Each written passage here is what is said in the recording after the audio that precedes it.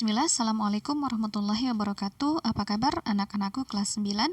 Semoga semuanya dalam keadaan sehat walafiat ya, dan tetap semangat. Pada pagi hari ini, Ibu akan menjelaskan materi berikutnya, yaitu bab ke-8 tentang partikel penyusun benda dan makhluk hidup. Pernahkah kalian mengamati orang yang sedang memupuk tumbuhan? Di situ ada gambar petani sedang memupuk padi di sawah ya. Mengapa tumbuhan harus dipupuk? Lalu zat apa sajakah yang terdapat dalam pupuk sehingga dapat menyuburkan tumbuhan? Nah, Allah itu maha besar. Ya, Allah lah yang menciptakan alam dengan berbagai zat untuk menjaga kelangsungan hidup makhluknya. Allah menciptakan manusia tidak dibiarkan begitu saja, tetapi Allah menurunkan hujan untuk menumbuhkan biji-bijian untuk keberlangsungan hidup manusia dan makhluk yang lain. Allah menciptakan berbagai proses yang dibutuhkan makhluk hidup untuk menjalankan hidupnya. Di antaranya proses apa? Ada proses fotosintesis. Kalian sudah kenal ya, mungkin disinggung kelas 7 sudah pernah mendengar istilah ini atau waktu SD. Pada proses fotosintesis pada tumbuhan berperan menyediakan oksigen dan bahan makanan bagi makhluk hidup yang lain. Kebalikan dari proses fotosintesis yaitu penguraian atau pembusukan. Misal daun yang sudah kering dia jatuh ke permukaan tanah, kemudian mengalami pembusukan. Nah, pada proses penguraian, zat-zat penyusun daun akan diubah menjadi zat yang lebih sederhana dan dapat digunakan sebagai pupuk kompos. Zat yang ada di alam ini tersusun atas partikel yang sangat kecil yang disebut dengan atom. Yang pertama yaitu tadi proses fotosintesis ya. Bahan bakunya apa yang dibutuhkan? Yang dibutuhkan adalah karbon dioksida dan air. Siapa yang bisa melakukan fotosintesis? Ya, betul. Dilakukan oleh tumbuhan yang berhijau daun ya. Tumbuhan akan menyerap air oleh akar, kemudian tumbuhan tentu saja mengandung klorofil atau zat hijau daun, kemudian udara yang mengandung karbon dioksida ditambah dengan air, lalu dengan bantuan cahaya matahari maka akan menghasilkan produk yaitu glukosa atau C6H12O6 dan oksigen. Jadi hasil dari fotosintesis yaitu glukosa dan oksigen ya. Reaksinya ini tolong dihafalkan ya. Melalui reaksi kimia, zat-zat dapat bereaksi dan membentuk zat baru yang mempunyai sifat kimia yang berbeda dengan zat-zat asalnya. Jadi suatu zat akan menghasilkan produk yang sifatnya baru atau sifatnya berbeda dengan zat asal. Salah satunya yaitu melalui reaksi kimia. Seperti tadi, reaksi fotosintesis. Ya. Contoh pada pembentukan glukosa pada proses fotosintesis memiliki sifat kimia dan sifat fisika yang berbeda dengan zat-zat pembentuknya. Apa zat pembentuknya?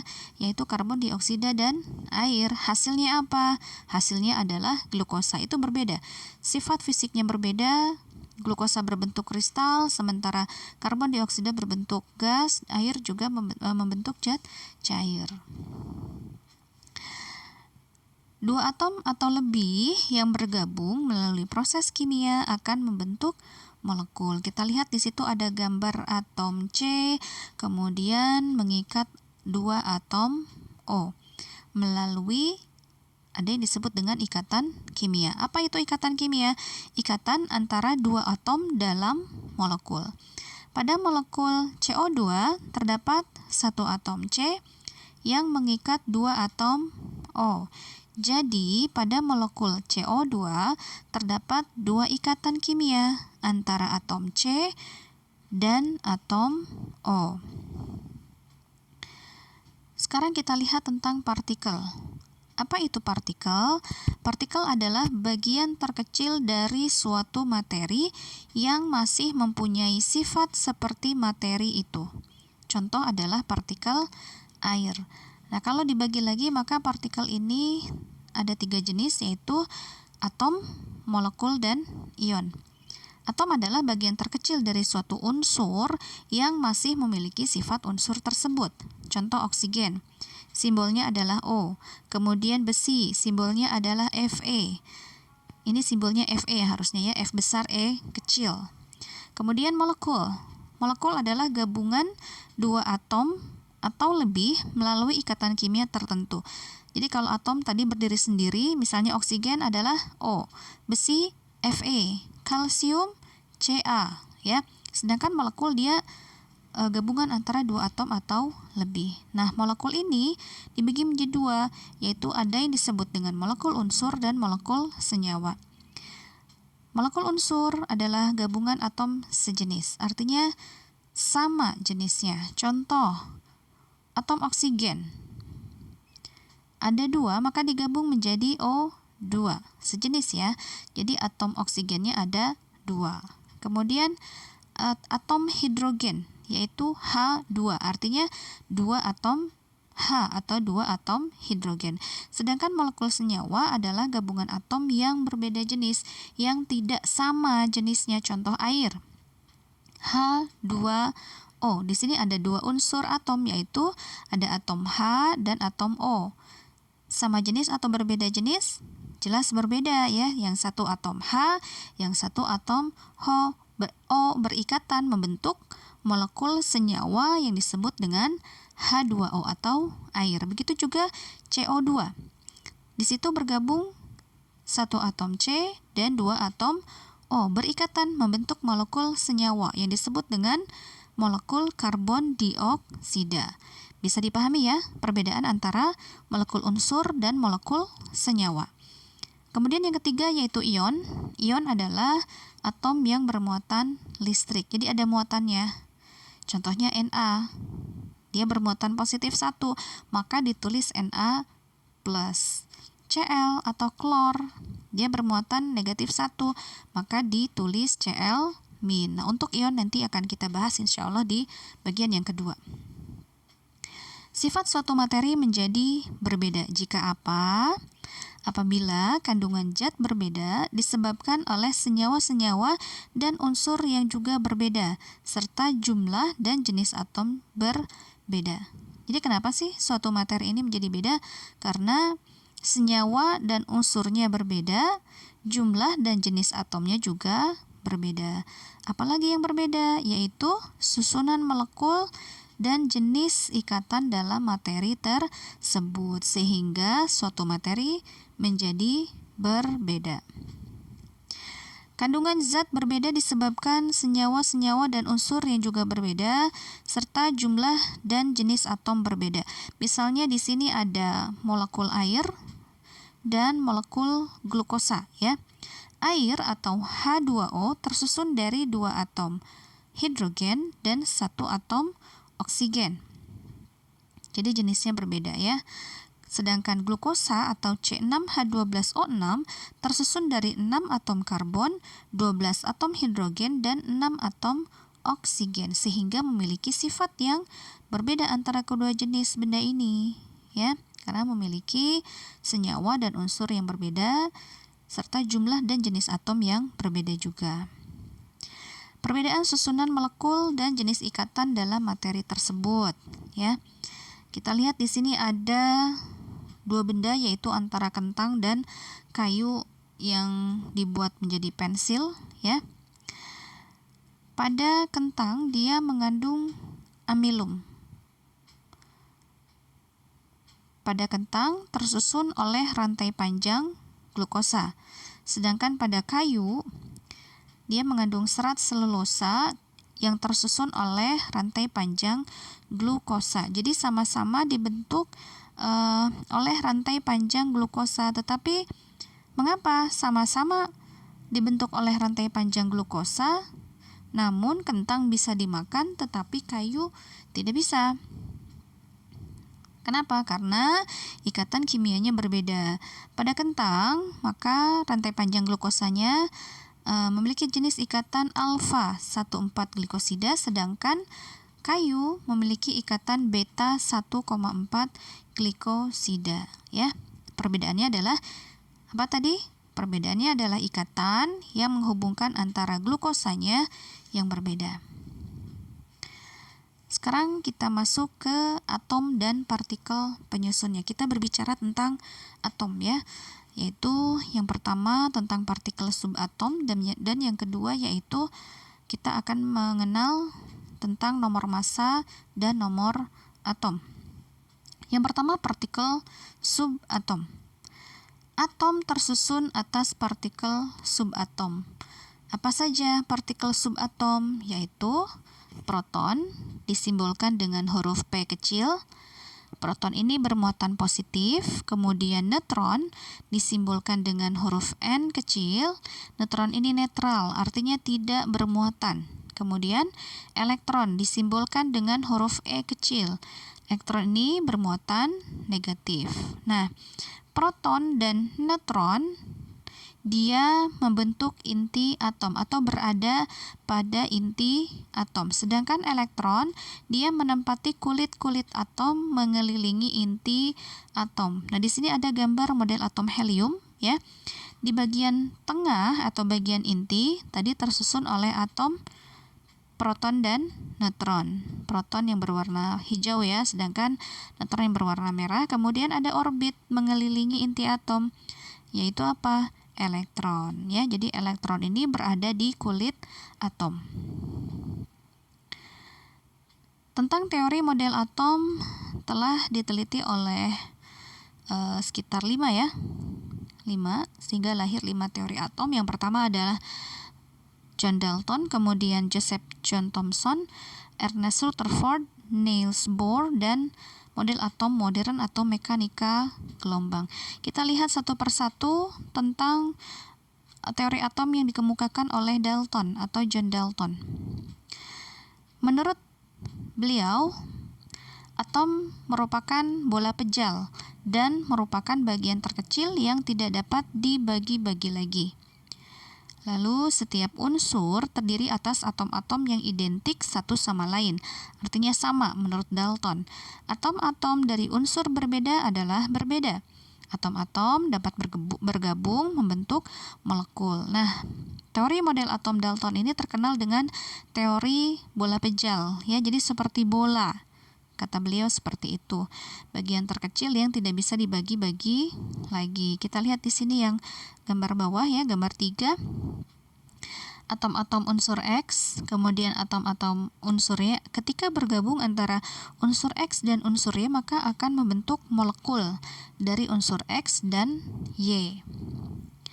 Lalu yang kedua yaitu teori atom Thomson atau Joseph John Thomson. Menurut beliau, atom merupakan bola bermuatan positif. Ya, jadi menurut beliau itu seperti bola yang bermuatan positif. Lalu di tempat-tempat tertentu terdapat elektron-elektron seperti kismis dalam roti. Jadi karena bentuknya seperti itu ya, jadi di dalam bola tersebut yang bermuatan positif tersebar elektron. Ya, sehingga teori atom Thomson ini terkenal dengan teori roti kismis karena bentuknya seperti roti kismis. Kemudian yang ketiga, model atom Ernest Rutherford. Menurut beliau, atom berbentuk bola yang di tengah-tengahnya terdapat inti atom. Nah, inti atom ini bermuatan positif dan merupakan pusat massa. Elektron bergerak berputar mengelilingi inti atom. Model atom Rutherford tidak dapat menjelaskan mengapa elektron tidak jatuh ke dalam inti atom. Jadi menurut Rutherford ini inti atomnya bermuatan positif, sedangkan elektronnya berputar mengelilingi inti atom. Hanya kelemahannya, kenapa sih si elektron lama-lama tidak jatuh ke inti atom?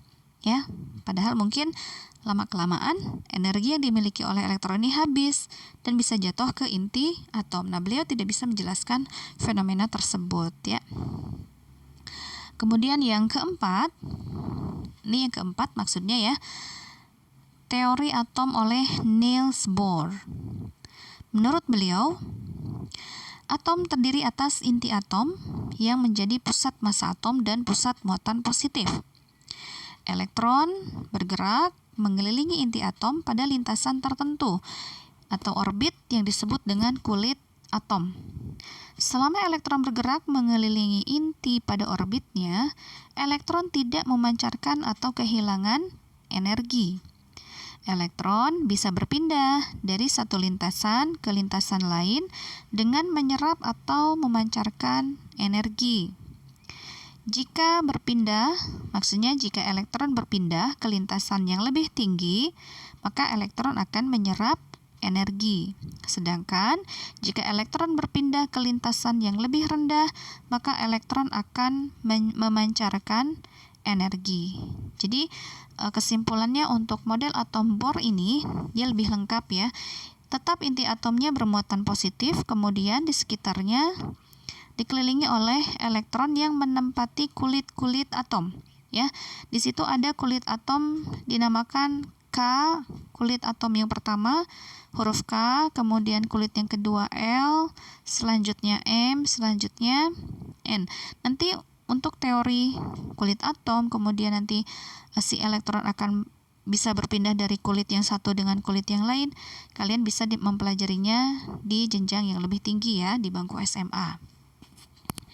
Kita lanjutkan yang ke 5 sebetulnya ini ya, yaitu teori atom modern atau mekanika gelombang.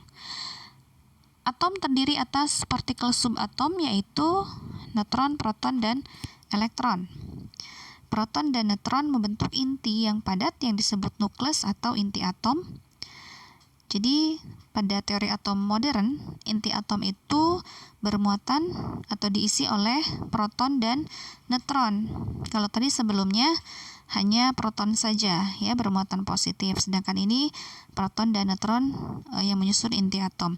Kemudian elektron bergerak di sekeliling inti dengan kecepatan cahaya dan membentuk awan elektron yang disebut orbital.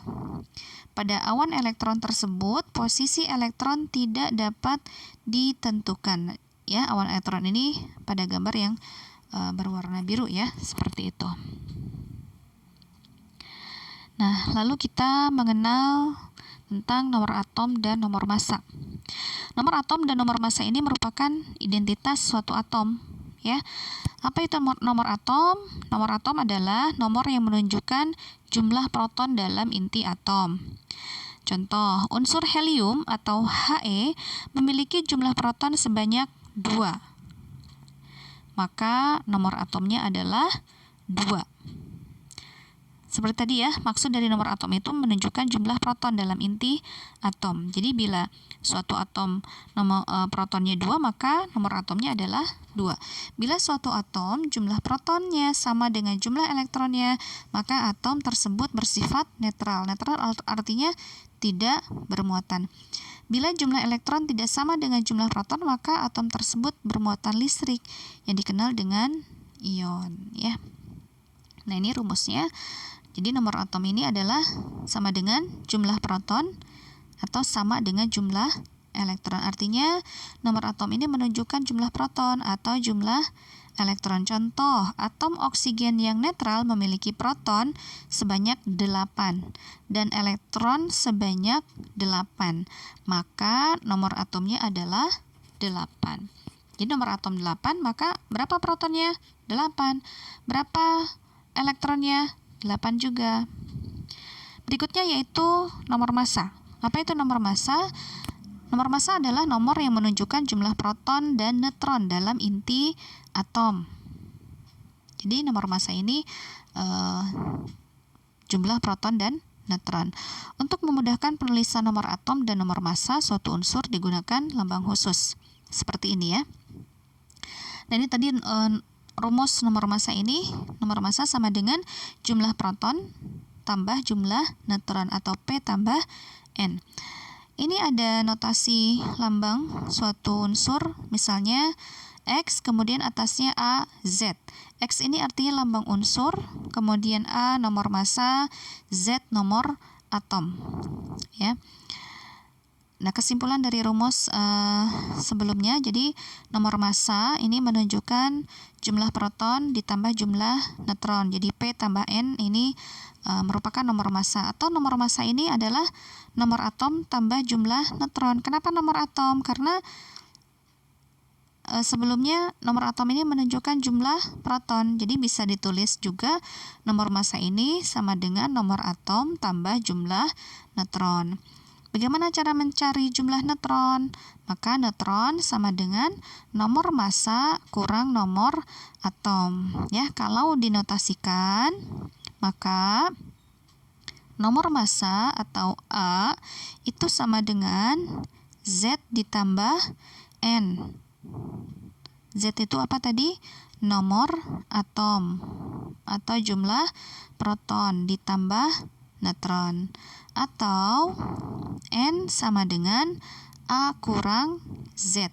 Ya, jadi itu dinotasikannya. Kalau tadi yang berwarna merah ini adalah pengertiannya ya, sedangkan yang berwarna kuning ini adalah dalam bentuk notasi.